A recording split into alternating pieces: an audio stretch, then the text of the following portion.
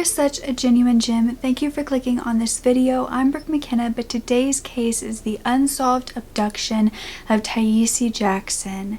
Now, when a missing little girl vanishes into thin air, you pretty much only have hope left. And unfortunately, the longer this case goes on, the more that it just gets confusing and even more missing persons cases are added, and it's just absolutely disheartening.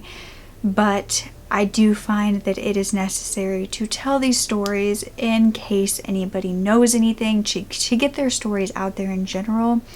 And so that's why I wanted to do this. I do want to say that this name, I am not 100% sure on how to say it, so if I did say it incorrectly, please correct me nicely down below. I tried my best. I tried every website I could, but Tiahease is the one that I saw most commonly. So, by the way, I post so much content in June and July for Suspect Summer. If that's something you would like, make sure to subscribe down below.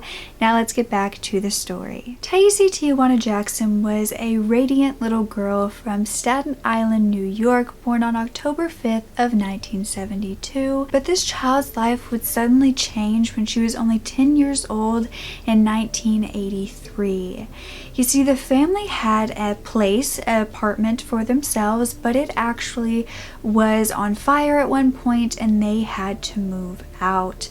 So her mother, and her 3 siblings all had to move into the Mariners Harbor Hotel that was on Forest Avenue in the New York City borough of Staten Island. This was in August, and her family was planning to move to southern United States, but kind of just stayed in this hotel to be able to gather their bearings before they moved. But on August 14th, Tiahease would actually disappear.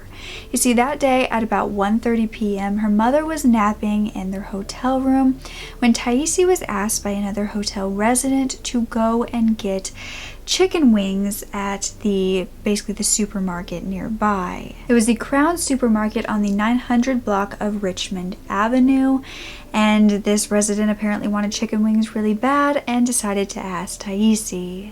Now, I'm not sure if she knew this resident or not, but she happily obliged. Now, at around 4:30, so 3 hours later, her mother awoke to realize that Tiahease was no longer in the hotel, no longer in the room, but no longer at the hotel at all. She had still not returned from getting chicken wings at this Crown supermarket, and she immediately called the police after asking around and finding out where she had gone. When investigators got there, Tiahease's mother told them, she was very streetwise. She was wary of strangers, and she often went out to different places with either her siblings or a friend, and she even went out by herself sometimes, and she knew the danger of strangers. Tiahease was very independent, even though she shouldn't have had to be at 10 years old. She was, and she was very, very knowledgeable about predators. And so this kind of gave the investigators and the public hope that, okay, she wouldn't have gotten in a car with anybody, she wouldn't have talked to anybody, and so there's a less chance that she has actually been abducted. And so this became national headlines that this little 10-year-old girl was missing. Police and volunteers combined to search the area to try to find her, and her picture was also broadcast on a national television show about missing children. And so everything really seemed to be on Tiahease's side in this case, except for the fact that they were unable to find her whereabouts at all, not any trace of her. Eventually, her mother and her uncle were both put under lie detector tests, but they both passed with flying colors, and so they weren't exactly sure where to turn. You see, Tiahease Jackson was an African-American female with black hair and brown eyes. She was 10 years old, weighing 90 pounds, and stood at 4'8" at the time of her disappearance. She was also wearing a dark blue ski jacket with a white trim, a white ruffled blouse or sweater, blue Gadiano jeans, blue plastic mesh shoes, a gold necklace with a butterfly charm, a silver bangle bracelet on her left wrist, and 2 purple combs in her hair. Tiahease has a burn scar on her left wrist and elbow. She also has a mole on her left cheek. Her left eye is also lazy and often turns inwards. Tiahease also suffers from learning disabilities, and she suffers with diabetes, asthma, high blood pressure, and Bright's disease. This is a kidney disorder that requires medical attention and treatment. Investigators then eventually believed it was a non-family abduction, and they even had a prime suspect in this case. It was a man named Andre Rand, and he was a known sex offender in New York. He was also mentally incompetent. But they didn't know of his connection until many years later. But 12 days before Tiahease went missing, he was released from a New York state prison. And supposedly he had a campsite at the Baron Hitch Cemetery that was about less than half a mile away from this hotel that Tiahease was living at with her mom. And Tiahease's mother had even said that she saw people in the parking lot of their hotel and across the street, different men that just looked very creepy. She even called them freaks. And before anyone even told her who Andre Rand was or the suspect, Tiahease's mother wanted to make a statement of who she believed it was. And she said, "Please describe him to me now. Does he have eyes that bulge out like the guy in the movie Psycho? About 5'10", stocky, late 30s then? Weird? Because that's one guy who used to hang around the hotel and the lot across the street before Tiahease went missing. I pointed to him and a few other weirdos out to the police, but they never even questioned them as far as I know. Does the guy I described to you fit the description of the guy they arrested?"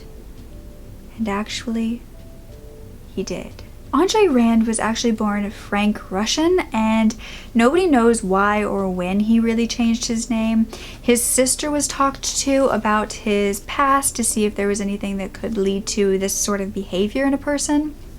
She said that her and her brother were never physically or sexually abused at all, that their childhood was relatively normal. The only thing was when Andre was 14, his father died and his mother was put into a psychiatric center. And by the age of 16, Andre was working as a custodian at the Willowbrook State School. But it wouldn't be until 1972, when Andre was 28, that he would be involved in his first missing persons case. It was 5-year-old Alice Piero who went missing in the lobby of her apartment and was never seen again. He was the prime suspect in her case, but nothing ever came of it. And 9 years later, in 1981, he was yet again implemented in a missing persons case. This time it was 7-year-old Holly Ann Hughes, who had gone to these shops with a friend to get a bar of soap, and eyewitnesses said that Andre had pulled up in his Volkswagen, talked to the girls, and then left with Holly. And she has not been seen again either. Then in January 1983, the same year, just a few months earlier than Tiahease's disappearance, Andre had actually picked up a group of 11 students from the YMCA in Staten Island in a school bus, and he took them out for a lunch before taking them to the airport in New Jersey.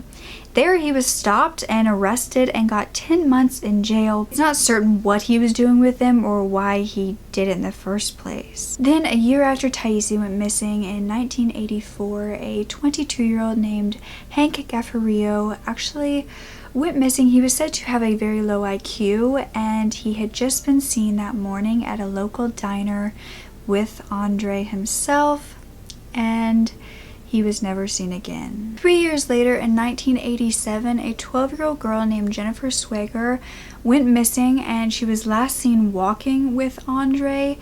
And she actually did also have Down syndrome, but her body was found in a shallow grave near one of Andre's campsites. The next year, Andre was charged with kidnapping and first-degree murder of Jennifer, but only got the kidnapping charge and was sentenced to 25 to life in prison. But in 2004, he was charged with the 1981 kidnapping of Holly Ann Hughes and actually got 25 to life with that as well. Many believed he was involved in Satanism and would often sacrifice the children, and some also believe that he didn't work alone and that he actually got the children to give to the homeless living in the tunnels below Willowbrook State School. Volunteers continue to search this area in hopes that they find any more clues or any of these missing bodies, but they have yet to find anything else. There is a new age-progressed photo of Tiahease that I will put up on the screen. She would be 46 today. But if you know anything, please call the New York Police Department at 646-610-6914. But do you think Andre did it? I think that there's a very big possibility. I also didn't read much about the individual who asked her to go get chicken wings. Could they have been involved? Were they even questioned? I'm not sure, but I hope that it was. I think that's pretty obvious, you know, first look, but I didn't find anything about it. I do want to say one thing about this case that I found that was very beautiful, and upside to this is that you can look at it and think, oh, her mother didn't take care of her, wasn't watching her, but from the description she gave to police about what Tiahease was wearing that day, the fact that she went into such detail about it shows me how much she really cares. She knew, even though she was asleep, she knew that she had seen her earlier that morning, that what exactly she was wearing, what jewelry she was wearing, what her hair looked like. That is the makings of a great mother, and I think that she was a single mother trying her best. I think this was just one mistake, and unfortunately one mistake can cost everything. Don't ever forget to speak up. Your voice is powerful enough, and I love you to absolute pieces. Okay, bye.